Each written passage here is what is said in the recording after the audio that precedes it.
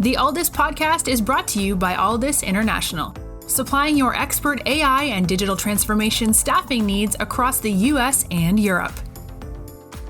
Today, you are listening to our ServiceNow series, where we interview the best and brightest of the industry to share their story, advice, and views on the exciting world of ServiceNow and digital transformation.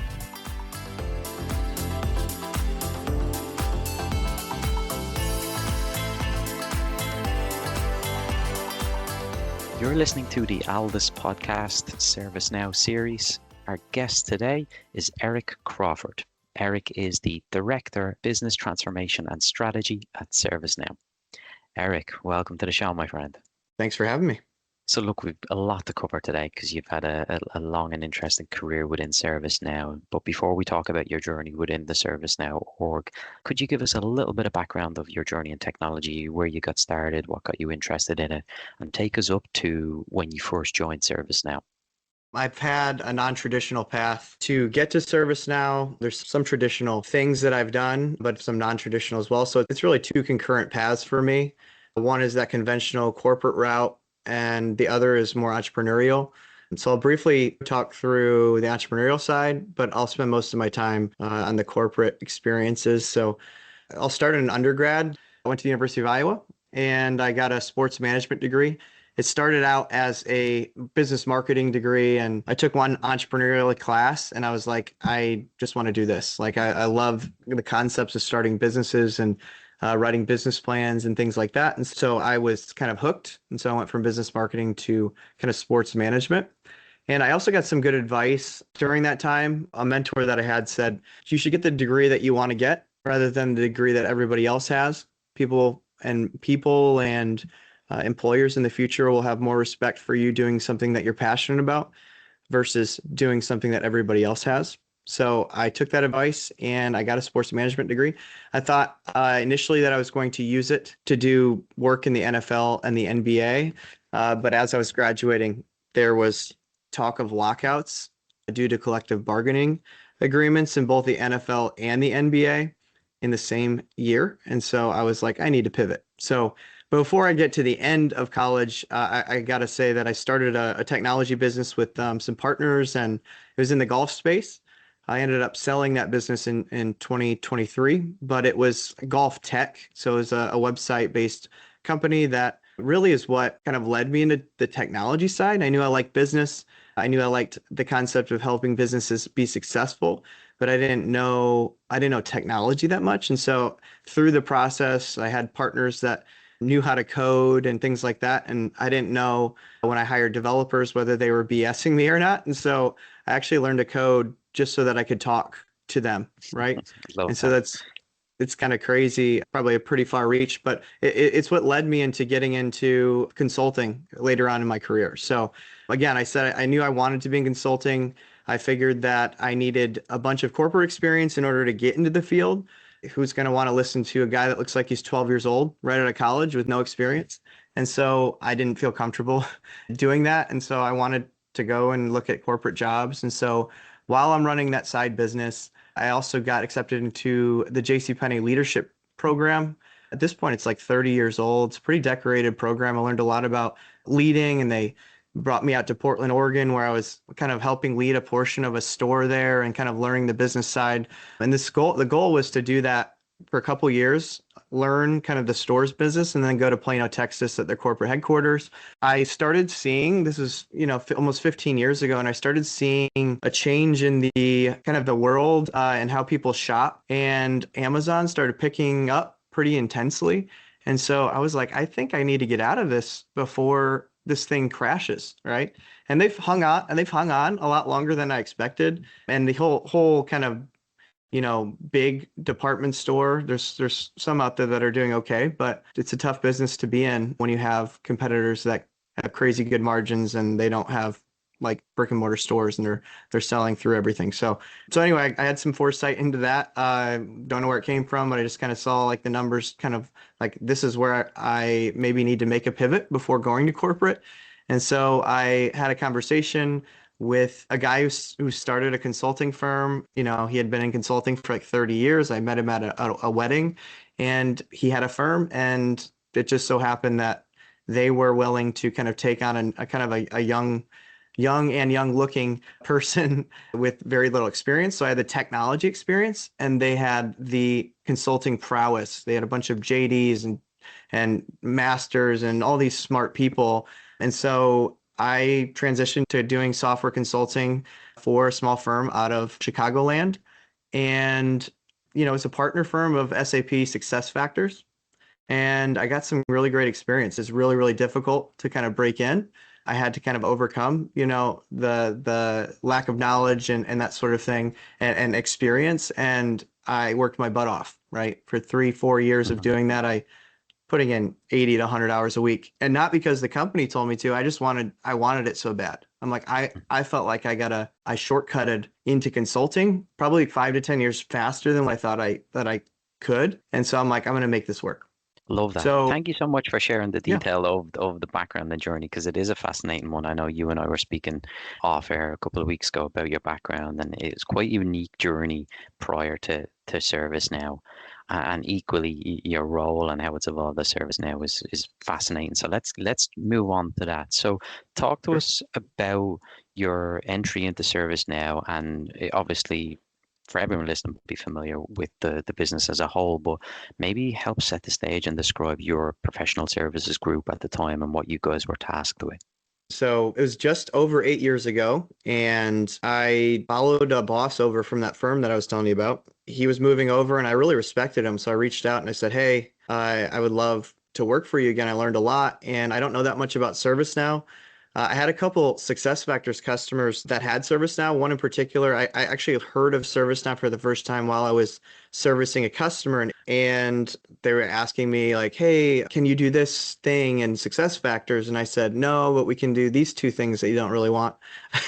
And they said, oh, that's all right. We'll just do it in ServiceNow. And I was like, wait, what? There's a enterprise level software that you actually like as a business? Like, what is this? And so that was like the first time I'd heard of it, maybe a couple years before actually joining. And so when I joined, I still didn't know that much about the technology, but actually getting onboarded and breaking open the technology, like when I started in 2017, there wasn't all the collateral and YouTube videos and channels and podcasts like this one that existed. Our customer base is fairly small. The amount of large customers that we had were very small. And so it was kind of Wild West. It felt like a tech company when I go to San Diego to do training and that sort of thing. And so my eyes were open though. Like I got to see the technology for myself, and they do a good job like telling you how good it is when you do get onboarded at ServiceNow. But I like really I stood up a sandbox instance and just started playing around and trying to do things. And I'm like, this is insane how good this is. I was actually blown away just rolling up my sleeves and playing around more so than the training or anything that I read. I was just like, man, there's nothing I can't do with this platform. And so I actually got pulled in to the HR case management team when I got started. So I was pulled in as a senior technical consultant at ServiceNow, and I was implementing a brand new piece of technology called HR case management. It was the first application that was a scoped application that went live. And we were a global team at the time. So our professional services team was made up of 5 to 10 people, and they pulled a lot of those people from other parts of the company that were implementing ITSM, and they wanted to change it up. But we had people in Australia, a couple people, we have people in Europe and Americas. We ended up growing in that first year or two, we ended up growing to probably like 15 people, I would say, just implementing HR case management.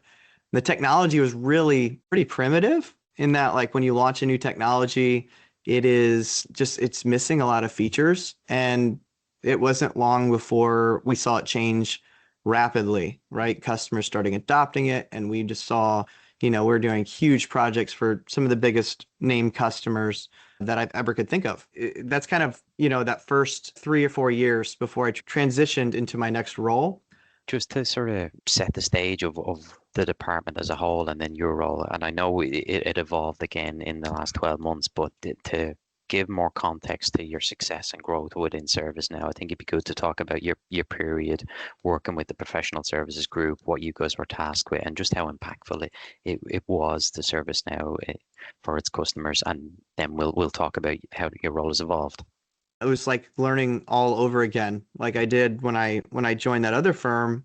I just went all in. Like I was working on weekends and late nights, just trying to figure out the platform and trying to understand how I could have these customers use it to its largest potential. The struggle that I found was that it actually was like almost too robust. Like I mentioned before, the software that I was implementing before, it would have just a handful of options per feature, right? And ServiceNow, there's 5 ways to do everything, and there's no limits. And so it actually was a dichotomy of two different experiences as a consultant, where one end of my consulting career, I was saying, hey, sorry, we can't do that, and managing customer expectations and that sort of thing. And on the other end, at ServiceNow, I was, yes, we can do that, but should we do that? With great power comes great responsibility, right? That whole kind of concept that I had to start having with customers, because we can do anything, right? We can make it happen for you if you want it. But if you didn't pay for it, or you don't understand that there's cost implications to doing extra work that wasn't originally scoped, you'll steal from Peter to pay Paul type of thing. So managing expectations on the other end to say, hey, this is what we've come here to do. If we do this thing, it might put the whole thing at risk. Are you comfortable with that? And so having to manage, and so I've gotten both ends of the spectrum in terms of managing customer expectations, which is, I think the biggest thing you can do is that credibility that you have with your customer. The ability to say no in the right way is absolutely vital. You can't go out there and just be a yes person to say, yeah, I'll do it. Yeah, I can do it. Yeah, I can, so I will, right? And that was kind of part of the culture of that I saw in the consultants at ServiceNow, is as we were a bootstrapping organization trying to figure out how to do consulting, people were just saying, yeah, we can do it, so we will, right? So when I got there, like, it was all about kind of like, hey, we need to do what's on the SOW, that sort of thing. As I'm coming in, I'm seeing everybody just say, yeah, we can do that. And I'm like, where is it on the SOW? Why do you think you can do that? Why do you think we should do that? And so it was not only kind of like as a peer of other consultants, keeping them accountable to say, hey, we got to push back here. Otherwise, we're going to be up a stream without a paddle, or whatever the saying is, in 6 months from now, right? We're going in 6 months when we're closing out this project and we don't have 5 of their deliverables done. It's not going to be okay then. So you got to put the reality and that water, dash that on their head at this point, so that it's not 10 times worse when they need to sign a change order, delay their go live, and all the other things. So I think that was the biggest thing, is like ServiceNow has such an amazing culture, and we still do have an amazing culture of just go-get-itiveness is what I call it. We just figure it out. We pull up our bootstraps. We help our customers. We really focus on whatever they need. We just do it. It's really awesome for our customers. They love us, right? We have really, really incredible customer satisfaction scores. However, it's also led to us having to kind of make reparations for projects that really, we did everything that we said we would, and then some. And so you have to give up hours and do things like that. So managing that and finding that middle ground where you can still make customers happy while also getting the job done. And so that was, I think, the biggest thing that I saw that we struggled with, getting it done on budget versus, and I'm not saying we charged a lot of extra money for the work that we did. We were doing back then, a lot of like kind of free work, I'll say in air quotes. Eric, great insight into what you saw as somebody who was providing the services directly with customers. And I know that in part, some of the learns and some of your advice and guidance is what led you into a leadership position. So what was that transition like from being a technical consultant to then leading a group as a senior manager? Yeah, that was interesting. You go from being a peer to their boss. And that's what I wanted. I've had a desire to be in executive leadership since I was a little kid. I used to dress up in little suits, and I'd use a backgammon case as a briefcase with an old phone. And so I knew that I wanted to lead at scale, and I had to do it at some point. So I was at a pivot point. Do I become better at technology, or do I transition at this point in my career into leadership? And I chose leadership, and I went all in to try to get a role, and lucky enough, I got it. And so the last 5 years, prior to transitioning into a transformation role, I was leading a team of is on the same, so I was still reporting to the same director, and who got promoted to senior director. And then I had a team of up to like 15 people at any given time, of consultants that I got to pour into and lead and work with them to grow. So it was really rewarding to watch people go from, where I was 5, 6, 7 years before to, just really, I gave them all my shortcuts, right? To try to really build that credibility with customers, to set expectations with customers themselves, their teammates, their project managers, and to really, just all the shortcuts that I could help them with. So it was a really big, really rewarding part of my career that I'm really proud of, to then get, some really good reviews when we do employee voice surveys. So they were reciprocated, we'll say, prior to my transition. You are listening to the Alldus podcast. When you're looking to scale your team, or if you are interested in showcasing your company in a future episode, reach out today. Or if you're in the market for a new role, visit our website to view open positions, www.alldus.com. Your role changed again. You received another promotion last year, and it's sort of spawning a new business unit within professional services. So can you talk to us a little bit about your current role, responsibilities, and how that evolved from your previous position? I'd been here, about 7 years, and I started looking, okay, where's the next step in my career? I was in my senior manager role for almost 5. And I'm like, I need to move on this if I ever want to get to executive leadership. And so started looking at positions outside, different portions of the company, and something popped up, and it was a transformation type role with kind of this new division ServiceNow is investing in. So it felt kind of risky, kind of even putting my hat in the ring for something that was kind of just an internal role. So didn't have any real insights. A lot of the leaders came from different companies like IBM and AWS, and they're really smart, M7 type grads, and they're bringing these people in. And, I was like, you know what? If it's not me, somebody needs to be involved from a ServiceNow perspective to ensure that these external consultants really have the understanding for how we got to where we are, and also the empathy to want us to get better. Like, I got to work with all these awesome people, and I got to see us go through a lot together to get to the company that I don't even need to explain what it is anymore to people at dinner parties and things. Like, they're, oh yeah, we use that. There's been a lot of people that have gotten us to this point, and so I only want the best, right, for them. And I didn't want our culture to change for the worst. I know we need to change. I know we need to improve.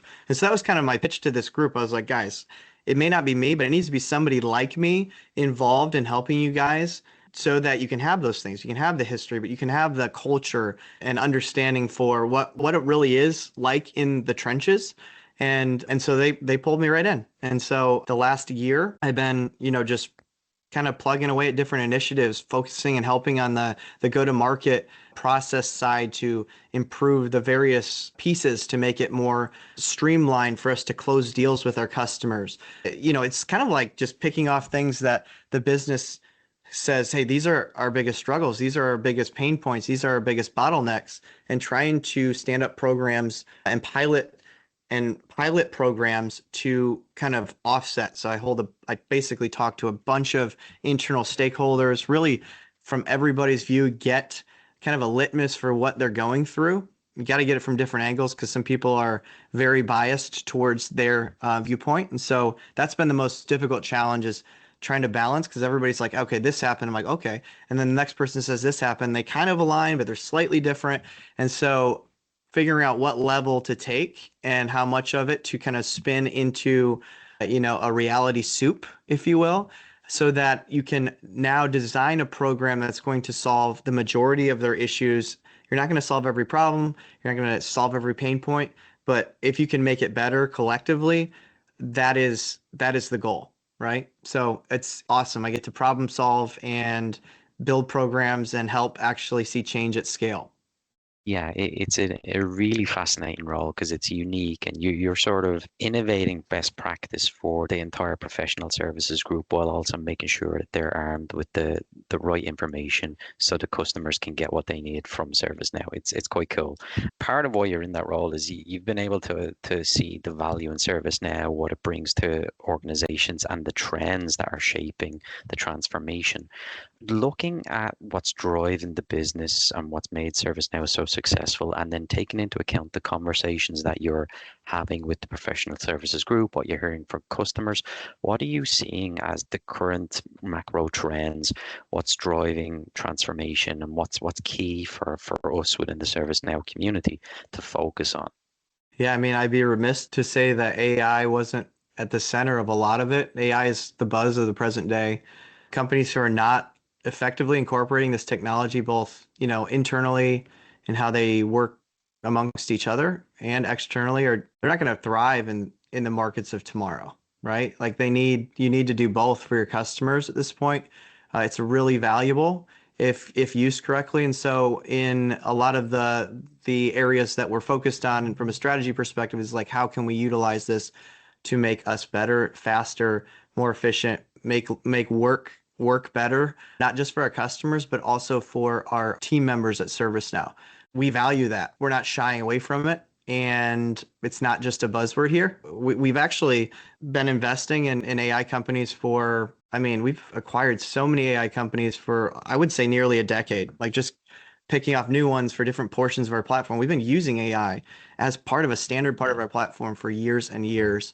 And now it's just even growing, right? Hundreds of more features in that and that sort of thing. So I would say that is at the forefront of almost every leader's mind, and how our leadership, starting with Bill, is really pushing it. And we're seeing it down in the trenches too. Like we're seeing it, we have to learn, we're growing our understanding. People are getting certificates from all these major universities. It's something that you can't miss out on. And I don't think that we are. So what's interesting, like staying on like buzzwords, like when I first started at ServiceNow, the buzzword of the time was digital transformation.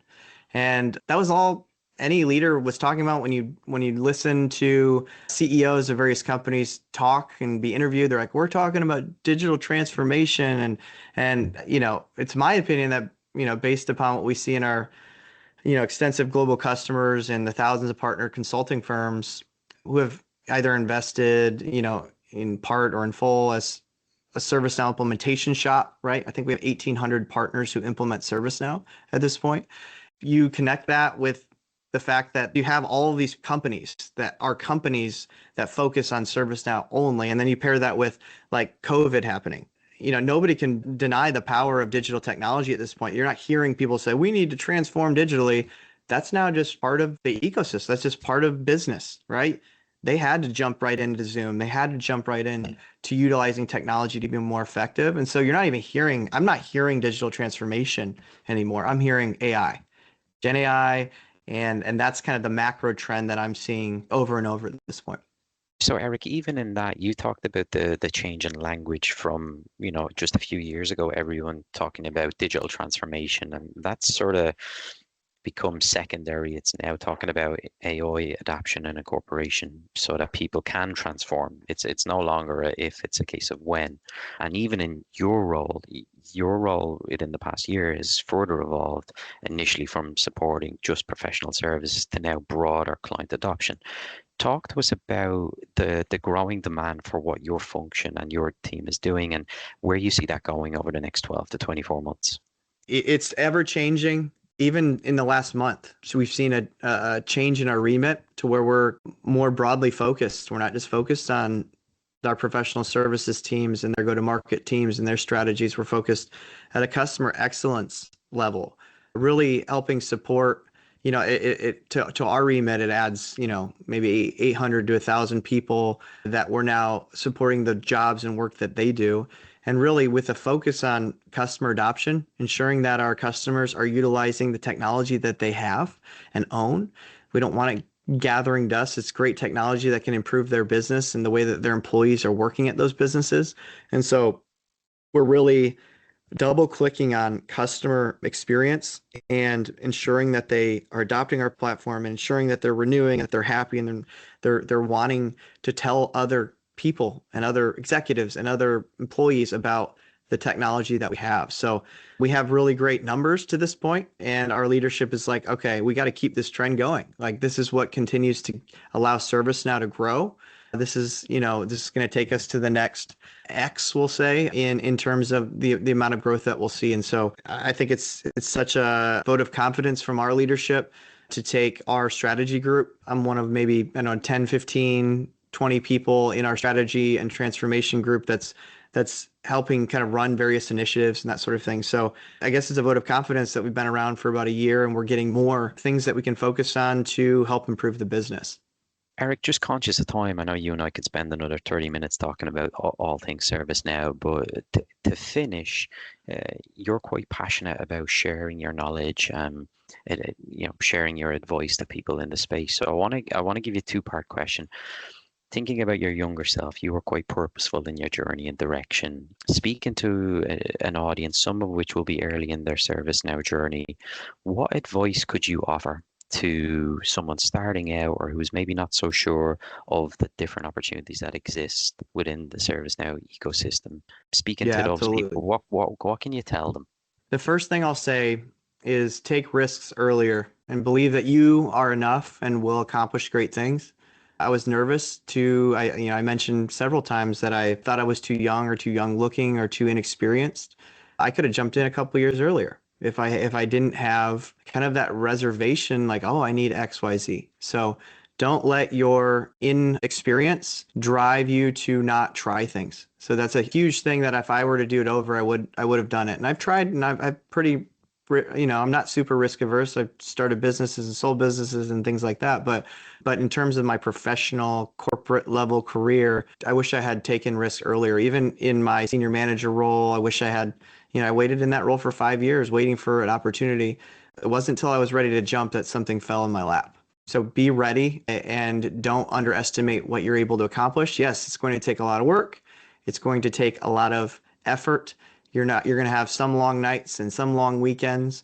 Don't make that a consistent thing because you're going to burn yourself out. And I almost did, but it is something that you absolutely can accomplish. And I've seen people that didn't think they could do the job, pull it off and just wow customers and wow their peers and grow in their role. So you are absolutely capable of doing that.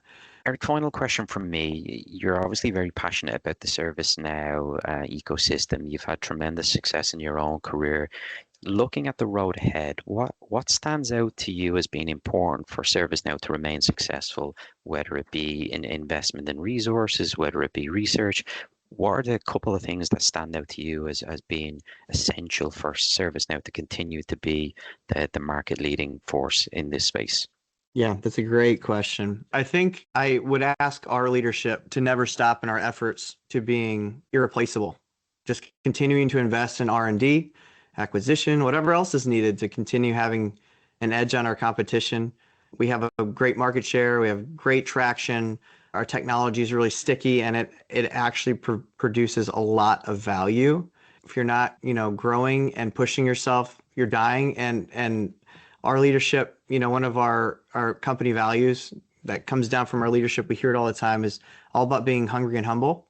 And as long as we keep that, among our values and among other values that we have, doing the right thing and, controlling our controllables, the chips of the future will fall where they may. So I'm really incredibly blessed. I feel like I hit the jackpot in joining ServiceNow 8 years ago.